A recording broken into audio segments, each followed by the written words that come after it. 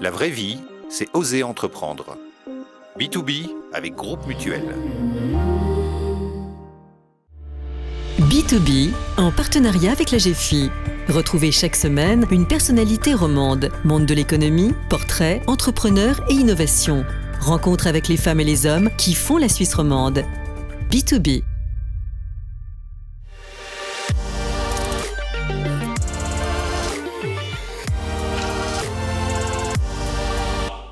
Bonjour à toutes et à tous, très content de vous retrouver pour ce nouveau numéro de B2B en partenariat avec la GFI. Rédacteur en chef, Frédéric Lelièvre, bonjour. Bonjour Vincent Magny. Vincent, une fois n'est pas coutume, notre invité n'opère pas directement en Suisse romande, il est basé à Zurich.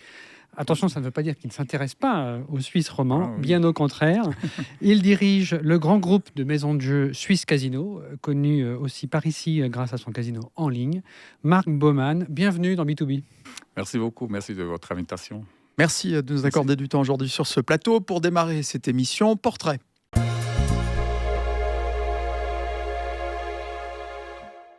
Marc Baumann, commençons avec ce grand écart dans votre carrière, si on peut le dire comme ça. Vous êtes passé de directeur général du théâtre de Winterthur, poste que vous avez occupé pendant 5 ans, à directeur d'un casino en 2014. C'est dans le journal, si mes informations sont bonnes, que vous aviez vu ce poste, que le casino de Zurich cherchait à l'époque un nouveau directeur. Alors, quel a été le déclic pour postuler ? C'était ma femme, c'est très simple. Elle m'a dit, tu veux pas, il faut faire quelque chose de nouveau, ce serait quelque chose d'intéressant. Il faut dire que nous deux, on joue beaucoup, les cartes, le poker, un peu tout. Et elle a dit, ce ne serait pas quelque chose pour toi. J'ai dit, je ne sais pas, je ne connais pas dans un casino. Et elle a dit, essaye une fois de te proposer. Et puis, je me suis proposé. Puis, oui, on m'a pris comme directeur du casino de Zurich, qui était tout neuf, qui avait seulement 2 ans jusqu'à là. Et puis, il y avait un peu une crise dans le casino. Et puis, je suis arrivé là. Il faut dire que d'abord, j'ai dû aller à Berne pour me présenter à la Commission fédérale des maisons de jeu, qui a quand même voulu savoir si tout était en ordre. Et on m'a mis quelqu'un comme vice-directeur à côté qui connaissait vraiment la branche, parce qu'il faut quand même connaître la branche. Commission des jeux, quels sont les détails à vérifier ? D'abord, une fois, on regarde si je ne suis pas dans le casier des criminels, quelque chose comme ça. Deuxièmement, naturellement, savoir un peu comment sont mes finances pour ne pas avoir quelqu'un qui est peut-être en dette, en situation comme ça, ou est-ce que j'ai eu des contacts avec des gens qui sont peut-être pas très bons pour notre branche, des gens, je sois sérieux de tout ça, et surtout un peu aussi que je comprenne le système d'un casino et que je comprenne aussi un peu les rigueurs qu'il y a autour d'un casino, aussi de la loi et tout ça. Vous connaissiez un peu l'univers du casino ? Non, pas du tout, pratiquement. J'ai vraiment dû apprendre ça très rapidement. Mais naturellement, j'avais un vice-directeur qui me prenait à la main au début, surtout dans les questions de droit. Et devant ça. cette commission des maisons de jeu à Berne, vous arrivez, vous êtes directeur d'un théâtre. Ça a dû paraître un peu bizarre, non, à leurs yeux ? Si, tout était un peu bizarre au début. Vous voyez, toutes les règles qu'il y avait, toutes les règles si sévères quand on doit changer l'argent, comment on contrôle tout. Aussi, tous les employés qui doivent ouvrir leur casier judiciaire et tout ça, c'était quand même quelque chose de tout nouveau pour moi. D'abord, j'ai pensé, oui, c'est un peu fou, là, à Berne. Mais avec le temps, j'ai commencé à réaliser que quand même, c'est important d'être très, très restrictif et de faire très attention parce qu'il y a quand même beaucoup de risques dans le jeu. Je connais naturellement notre constitution nationale et dans la constitution, il y a un article sur le casino et puis c'est quand même quelque chose de spécial qu'on est dans une branche qui est réglée dans la constitution. Pas toutes les branches sont comme ça, tous les secteurs. Et j'ai quand même un peu pris ça pour moi parce que, naturellement, le thème de l'addiction et le blanchissement d'argent, ces 2 thèmes sont très, un peu dans la rigueur des gens qui nous contrôlent. Quand je suis entré au casino, peut-être aussi pour dire, il y a mon fils aîné, qui avait, je ne sais pas, les 26, 27 ans à ce temps-là, qui m'a écrit une longue lettre. Il a dit, je parle bien que tu vas au casino, tu sais, tous les addictions et tout ça, tous les problèmes qu'un casino crée, je ne suis pas sûr. Tu ne peux pas rester au théâtre. C'est quelque chose qui est mieux vu dans la société que ça. Il n'était pas content du tout. Ça a beaucoup changé maintenant quand il a vu comment le travailler, et puis que les casinos sont quand même quelque chose au fond qui va très bien avec notre société, je trouve. Vous avez dit apprendre rapidement le fonctionnement d'un casino. Vous ne pouviez toutefois pas être client ayant postulé pour le poste, ou quand même vous pouviez fréquenter les salles? Non, je ne pouvais pas fréquenter les salles en tant que client, ça c'est interdit en toute la Suisse. Pour moi, pour tous les employés d'un casino, naturellement, j'ai fait un voyage avec ma femme tout de suite. J'ai dit, on doit faire un voyage en France, en Italie, on doit un peu aller voir les casinos, un peu comprendre le système. Et j'ai visité les casinos en Suisse aussi, mais j'avais pas le droit naturellement de jouer, ça c'est clair. Mais de visiter, ça j'ai le droit d'entrer dans un casino. Mais on est reconnu, si j'entre dans le casino à Montreux ici, alors on sait, c'est Mark Bowman, il n'a pas le droit de jouer, on me met quelque chose d'autre. Comment est-ce qu'on vous reconnaît quand vous entrez? Parce que je donne ma carte d'identité, puis ça montre un système, et le système me dit c'est une personne qui n'a pas le droit de jouer. C'est pas une personne qui n'a pas le droit d'entrer, mais j'ai pas le droit de jouer, alors on me met quelque chose autour du cou pour reconnaître une petite plaquette pour reconnaître que celui-là, s'il joue, alors reprenez-les. Mark Bowman, vous êtes aussi très actif en dehors des casinos. Alors, on l'a dit tout à l'heure, pendant 5 ans, vous avez dirigé le théâtre de Winterthur. Dans le domaine de la culture, toujours, mais cette fois bénévolement, vous avez fondé en 2013 les Journées du théâtre suisse, Oui. un festival en 4 langues qui aura lieu d'ailleurs cette année. On vous donne les dates du 31 mai au 4 juin dans le canton de Fribourg. Vous êtes déjà monté sur les planches? Vous avez l'intention de le faire? Non, j'avais jamais l'intention, oui, peut-être quand j'avais 20 ans, mais plus tard, plus. Mais j'étais un peu sur les planches. Quand j'étais à Winterthur, on avait un programme qui s'appelait un peu En question la Terre. C'était un peu les problèmes de la Terre, les grands problèmes. On a discuté des problèmes du climat, des problèmes du pétrole, des problèmes des guerres ou de la faim, de tout ça. Et là, j'étais toujours sur scène pour faire une introduction dans le thème et pour organiser des discussions. C'était quelque chose, mais pas comme acteur. Je ne suis pas un bon acteur, je trouve.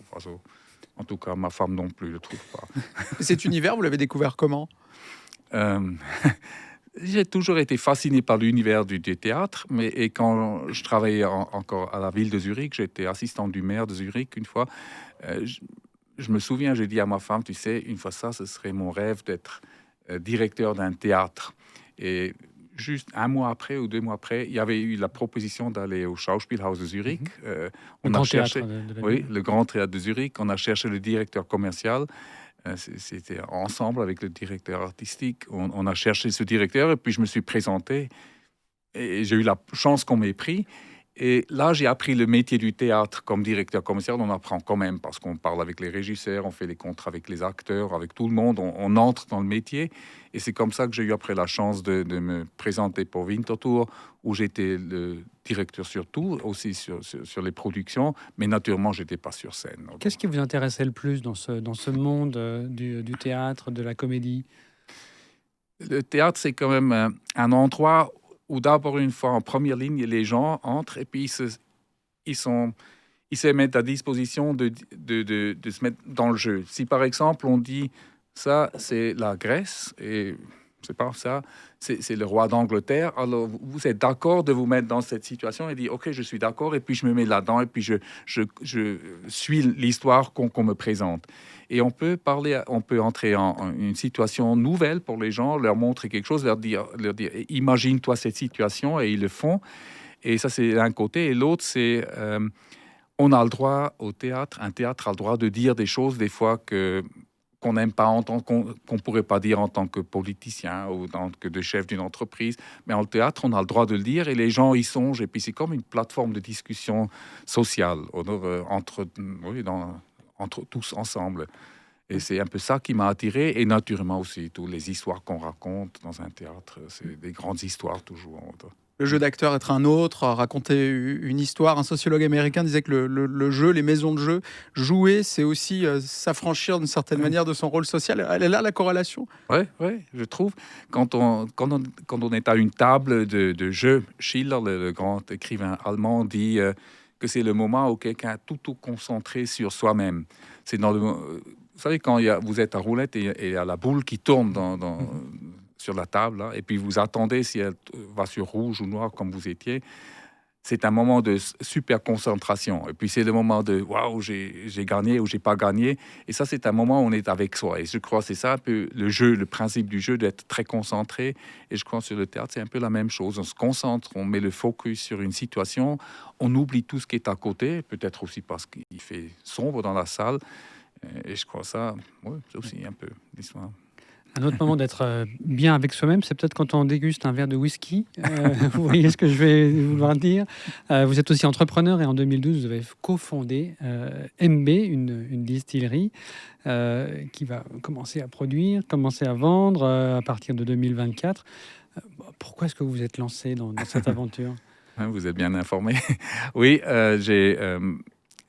j'avais toujours le rêve, quand j'avais 30 ans, j'ai toujours pensé, j'aimerais bien être distilleur de whisky. Mais c'était interdit en Suisse jusqu'à 2000. On n'avait pas le droit de faire du whisky. Et de toute façon, j'avais pas encore assez d'argent à 30 ans. Je n'avais pas eu l'argent pour investir là-dedans. Et en 2008, 2009, comme ça, on a parlé avec ma femme. On a dit, oui, on voudrait quand même encore une fois faire quelque chose où nous sommes nous-mêmes en direction unique, où il n'y a personne, il n'y a pas de conseil d'administration, il n'y a personne qui nous dit ce qu'il faut faire ou qui a des attentes. On fait comme nous on veut et on n'écoute à personne. Et puis on a toujours dit qu'est-ce qu'on voulait faire. Et puis j'ai repris mon ancienne idée. J'ai dit qu'est-ce que tu trouverais d'une distillerie de whisky? Et puis on s'est mis là-dedans. On est allé en Écosse pour apprendre à faire le whisky. Ma femme était aussi en Allemagne aussi pour apprendre le métier de la distillerie. Et on a commencé à acheter une petite distillerie, à la monter dans notre maison qui est au Jura.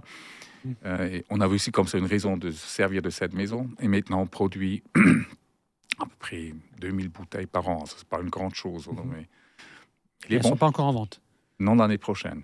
On a ça dit on attend 10 ans. Oui, c'est ça. On attend, ouais. C'est quel genre de whisky? C'est un single malt dans le style écossais. Tourbé ou bien il est oui, un peu plus. Oui, comment on dit? Il sera très bon, je trouve. Il est un peu vanillé, oui, il est très bon. Quelque chose de spécial, je crois. Vous voyez vous investir à 100% dans cette activité d'ici quelques années? Pourquoi pas? Oui, peut-être, oui. Dernière ça fait chose beaucoup aussi. plaisir parce que c'est tout à fait autre chose que de travailler dans un bureau comme ça. C'est avec les mains, on sent, il faut sentir et tout ça. C'est vraiment, c'est l'essence.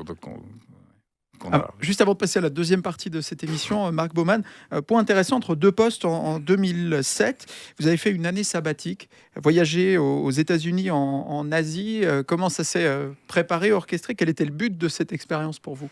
Il faut peut-être voir le début. Je suis sorti du Schauspielhaus de Zurich. C'était pas une très bonne situation. On pouvait le lire dans les médias. On avait 2 ans de dispute pour question de salaire avec les employés. Et puis il y avait entre moi et le directeur artistique, la situation était un peu échauffée. Et puis ça ne marchait plus du tout, on peut dire comme ça.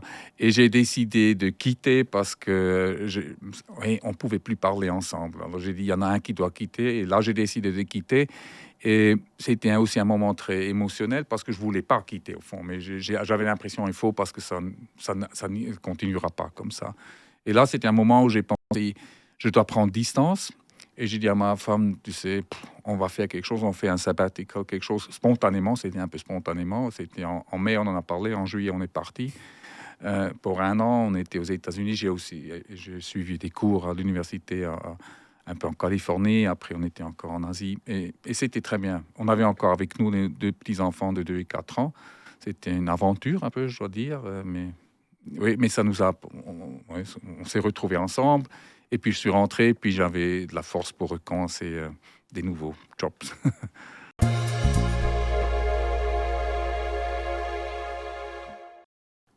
Marc Baumann, parlons des affaires maintenant, des casinos. La pandémie avait durement frappé le secteur, les forçant à fermer en raison des restrictions sanitaires. Ce fut aussi une chance, l'occasion notamment de développer les casinos en ligne. Et votre groupe venait d'en lancer un fin 2019. Profitant d'un changement de loi. Nous allons parler de cette activité en ligne, des concessions aussi qui vont arriver à leur renouvellement. Mais avant cela, comment s'est passée l'année dernière? Dans vos 4 casinos, il y a un à Pfäffikon, Saint-Gall, Zurich, Schaffhouse. 2022, est-ce que c'est un bon cru? Oui, c'est au fond, on a eu le meilleur chiffre d'affaires depuis qu'on est là, mais naturellement, c'est parce que c'était la première année, on a eu la combinaison pleine de jeux en ligne et de casinos physiques.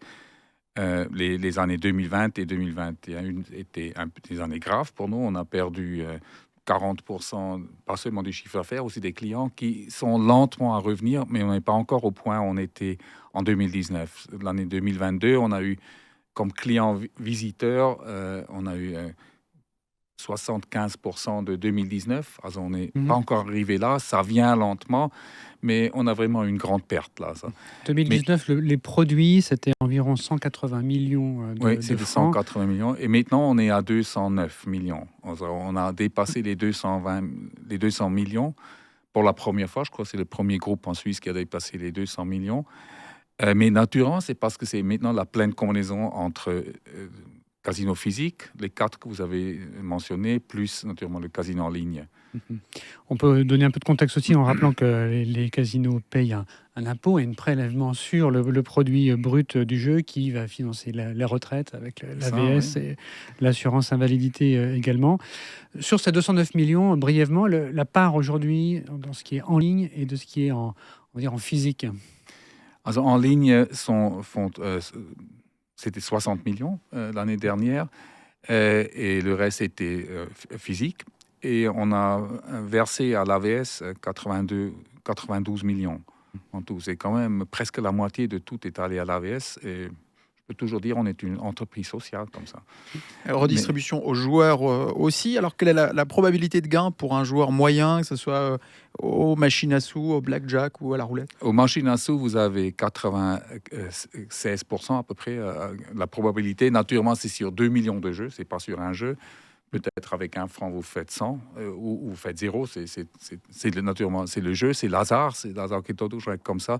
Sur le roulette, c'est 2,7% si vous faites sur plein, sur un chiffre. Et sinon, c'est pas tout à fait 50% sur noir et rouge parce qu'il y a encore le 0. Et le 0, c'est au fond là où on gagne. Et ça, c'est nos 2,7% de moins de risque. Mais il faut voir, dans un mois, il y a souvent un casino est dans le minus 2-3 fois par mois, où les gens ont fait plus de profit que nous, qu'on a des pertes. C'est pour ça qu'un casino doit être bien financier pour payer ça, pour avoir cette montée. Des fois on gagne, des fois on perd. Et puis, à la longue, naturellement, c'est clair. Oui, les jeux sont quand même réglés pour que le casino naturellement, ça doit être comme ça. Oui. Ouais. Alors, prenons une machine à sous. Vous le dites sur votre site internet. La mise minimale 1 centime, maximale 400 francs. Les probabilités de gain, est-ce qu'elles évoluent en fonction de la taille de la mise ou pas du tout? Non, pas du tout. C'est par la taille de la mise, mais vous savez, il n'y a personne qui joue à 400 francs. Hein. Ça, c'est 400, c'est un peu beaucoup. Hein. Ça va vite, là. On perd beaucoup d'argent. Mais non, ça ne change pas. Mais c'est les machines qui changent la probabilité. Il y a des machines qui, par exemple, payent plus en court temps, des petites sommes, des petits gains. Et il y a des machines où on attend longtemps, mais après, on fait un grand bénéfice, par exemple. Et il y a les joueurs choisissent un peu leur style de machine. C'est pour ça qu'il faut avoir une grande possibilité de choix entre machines. On a à peu près 600 jeux sur notre site internet, par exemple, et les gens choisissent. Mais il y a les jeux qui sont préférés, ou il y en a qui sont moins préférés, ça c'est clair. En ligne, évidemment, vous avez beaucoup plus d'informations sur ce que font vos clients. Est-ce qu'il y a un profil type d'un joueur en ligne? Il vient à quel moment dans la journée? Plusieurs fois par jour ou bien que le week-end? Comment ça se passe en ligne? La grande différence entre le jeu en ligne et les jeux physiques est vraiment qu'en ligne, ils viennent beaucoup plus souvent, les gens. Also, en physique, si quelqu'un vient souvent, il nous visite peut-être 30 à 40 fois par an. En physique, en ligne, ça peut très bien être que quelqu'un vient 20 fois par semaine. Mais il vient 20 fois pour 5 minutes ou 10 minutes ou très court temps quand on est dans le tram ou dans le bus, en petit cours, on attend quelque part. C'est donc au fil de la journée, c'est pas non plus forcément le soir? Non, c'est toute la journée. C'est un peu tranquille entre 2h du matin et 6h, mais ça recommence à 6h du matin. Je comprends aussi pas. Il y a des gens qui commencent à 6h du matin. Je sais pas, je suis encore trop fatigué pour jouer dès là. Mais il y en a peut-être qui rentrent du travail, je sais pas. Il y a beaucoup de gens qui sont le matin tôt et le soir. Dans la journée, il y en a toujours un peu moins. Je crois que c'est parce qu'on travaille et tout ça. Ouais. On parlait des Suisses romands en introduction. Quel est le comportement des Suisses romands dans votre casino en ligne par rapport aux Suisses alémaniques en particulier? Oui, je trouve les Suisses romands sont plus joueurs que les Suisses alémaniques. Ils aiment mieux, ils sont plus vite, ils ont moins de problèmes à à aller directement Vous dans l'aviez un jeu. constaté au lancement du site web, mais ça continue maintenant. Ça qu'on a un peu de continue. recul. On a, en rigueur à la population, il y a plus de joueurs ici qu'à Zurich, par exemple.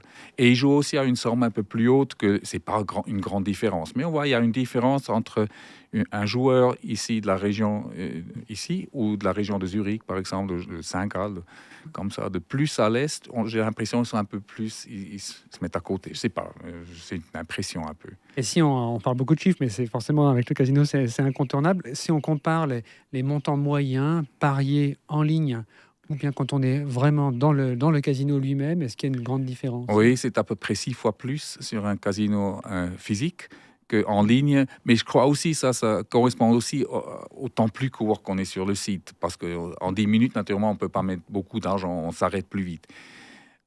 Aussi, vous voyez, on a un contrôle beaucoup plus fort en ligne parce qu'on peut contrôler votre limite. Au début, vous entrez, vous devez obligatoirement mettre une limite. Alors, par exemple, vous dites, j'ai une limite de 1000 francs par mois, au maximum, ou 500 francs par mois. Et vous pouvez augmenter une fois cette limite. Si vous l'augmentez la deuxième fois, c'est bloqué et on ne laisse pas augmenter parce que c'est déjà une indication que quelque chose n'est peut-être pas en ordre si on commence à augmenter toujours sa limite. Ça veut dire que c'est un moment où on prend contact avec cette personne, on dit pourquoi vous augmentez la limite. Comment est-ce que vous prenez contact? Par email, par chat, par téléphone, on essaye tout. Pour prévenir l'addiction. Hein, oui, pour prévenir l'addiction. On a à peu près 8000 contacts comme ça mensuels. Alors, on comprend des contacts. En général, tout est en ordre. Mais si on voit que des personnes jouent très rapidement et les sommes mises montent rapidement, on les bloque provisoirement. On dit d'abord, on veut parler avec vous avant qu'on continue à faire le jeu. Et là, on regarde un peu comment est la situation. Quelle est la régulation pour faire ces contrôles? La régulation le demande très clairement. Il y a une régulation qui est aussi qui a une vue fédérale de ce qui se passe sur votre plateforme et aussi sur d'autres, ou c'est vraiment éclaté? Non, il y a une régulation qui nous oblige aussi d'installer une protection du joueur. Mais comment on le fait? On est libre, on fait une proposition. Et si la Commission fédérale est d'accord avec notre proposition, et elle est sévère, elle proposera, elle dira OK, faites-le comme ça. Et après, elle contrôle si vraiment on se tient aux règles qu'on nous s'est données soi-même. Je crois, on a beaucoup dû apprendre d'abord en ligne. D'abord, une fois, il faut savoir qu'avant 2019, on n'avait pas encore le droit de jouer en ligne en Suisse. Alors, tous les Suisses qui jouaient en ligne jouaient à l'étranger sur des sites illégaux aussi, et c'est pas légal au fond. Et naturellement, ils étaient aussi pas sous contrôle. Et là, il y a beaucoup de casinos qui font pas des contrôles vraiment très forts. Il y a sur le site, faites attention et c'est tout. Et ces gens sont retournés sur nos sites quand on a donné la possibilité à des casinos suisses de mettre sur ligne. Et puis là, au début, on avait beaucoup de gens qui avaient des problèmes. On a vu tout de suite ça. Et on voit aussi, il y a eu beaucoup de suspensions de joueurs dans les premiers 18 mois, parce que c'est les gens qui sont retournés. Une plupart, c'était des gens qui sont retournés, puis qu'on a dit non, ça va pas. Ils jouent beaucoup trop excessif. Et puis on les a freinés. Je ne suis pas sûr s'ils sont retournés à l'étranger. J'espère pas, mais on les a parlé, on les a envoyés dans des cours, dans des programmes sociaux. Vous avez un ordre de grandeur aujourd'hui dans vos casinos du nombre de personnes qui ne peuvent pas y entrer Non, c'est tout pour la Suisse. Si quelqu'un est suspendu chez nous, il est suspendu pour toute la Suisse, pour physique et pour en ligne et pour tous les casinos. Ça représente combien de personnes à peu près? En Suisse, on parle de 80 000 personnes en ce moment. Mais c'est depuis 2002, depuis qu'il y a les casinos. Et puis l'année dernière, on a quand même eu presque 20 000 de plus maintenant. C'était les 3 années dernières. Ça a monté rapidement et ça, c'était à cause des jeux en ligne, naturellement. Dernier thème dans cette deuxième partie, ce sont les concessions. Pour 2025, elles vont être renouvelées. On l'a dit, vous gérez 4 casinos aujourd'hui. Vous demandez 5 concessions, 2 nouvelles à Winterthur, pour retourner à côté du théâtre, et aussi en Argovie, Oftringen. Et vous renoncez à Schaffhouse. Pourquoi renoncer à Schaffhouse? Oui, on a dû renoncer. À Schaffhouse, on a un casino pendant 20 ans et on a fait une perte de 11 millions en tout dans les 20 ans. Et on a vu, le canton de Schaffhouse est trop petit pour avoir un casino comme ça, comme nous, on aimerait bien l'avoir. Si on le faisait un peu plus simple, plus petit et tout ça, je crois que ça fonctionnerait, mais ce serait plutôt une salle de jeu qu'un casino. Alors, on a décidé de changer, de mettre notre casino de Schaffhouse à Winterthur, qui n'est pas loin, et de demander une concession là. Et la Commission fédérale a dit que ce serait une région pour un casino. Elle n'a pas dit ça pour la région d'Oftringen. Oftringen est dans la région Bâle, dans le secteur Bâle. Nous espérons que la Commission considérera quand même que Oftringen est un secteur où il y a une possibilité pour un casino. On avait aussi demandé pour Lausanne. Malheureusement, on n'a pas eu le soutien de la ville de Lausanne et on aurait eu une très belle place ici à l'hôtel de la Poste, à Place Saint-Foy, vraiment une super belle maison et tout ça. Mais on aurait seulement fait avec le fort soutien de la ville et la ville ne voulait pas, préfère pas avoir un casino en ville pour la protection des jeunes. Plutôt, c'était ça la raison. On a renoncé à une demande ici. Mais on espère qu'on aura au moins Winterthur et si vraiment la Confédération dirait oui à Oftringen, ce serait Et quoi qu'il se passe, vous pouvez garder votre casino en ligne. On peut garder le casino en ligne quand on a un casino physique, naturellement. Ça veut dire si on perdrait Pfeffikron ou c'est accordé, alors on perdrait théoriquement, oui. Mais j'espère pas. Je crois pas parce qu'il n'y a pas de concurrence.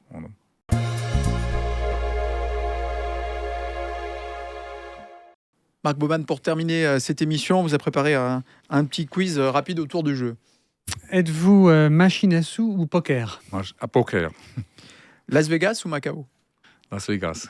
Monopoly ou Yas? Yas. Pour terminer, plus vidéo numérique cette fois, Tetris ou Call of Duty? Tetris. Merci C'est Marc mon Baumann. âge. Merci d'être venu aujourd'hui dans B2B. Merci beaucoup. Merci à vous aussi. Merci Frédéric Lelièvre. Merci Vincent Magny. On se retrouve la semaine prochaine. Portez-vous bien. D'ici là, on partira à la rencontre de nouvelles entrepreneuses et entrepreneurs en Suisse romande. À bientôt.